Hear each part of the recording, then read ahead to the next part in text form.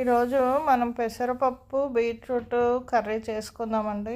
దానికోసము ఒక కడాయి పెట్టుకొని దాంట్లో ఆయిల్ వేసుకొని మినపప్పు, ఆవాలు, జీలకర్ర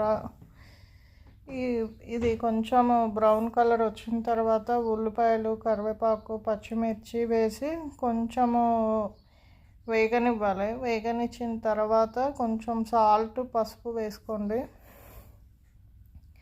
అది కొంచెం బాగా ఫ్రై అవ్వాలి. చాలామంది బీట్రూట్ తినరు కదండి. ఇది ఒక 5-6 అవర్స్ నానబెట్టుకున్న పెసరపప్పు అండి. బీట్రూట్ని ఇలా చక్కగా తురుముకోండి. పీల్ తీసి తురుముకుంటే మనకి బాగా కుక్ అవుతుందండి బీట్రూట్. పిల్లలు ఇష్టపడరు కదండి బీట్రూట్ కర్రీ అంటే. మీరు ఇలా చేసి పెట్టండి, చాలా ఇష్టంగా తింటారు. ఇది చపాతీకి, రైస్కి చాలా బాగుంటుందండి కర్రీ. ఈ బీట్రూట్ తురిమిన కూర దీంట్లో వేసేసి బాగా మిక్స్ చేసేసి కొంచెం లిటిల్ వాటర్ వేయండి. కొంచెం వాటర్ వేసేసి బాగా మిక్స్ చేసి మూత పెట్టేయండి.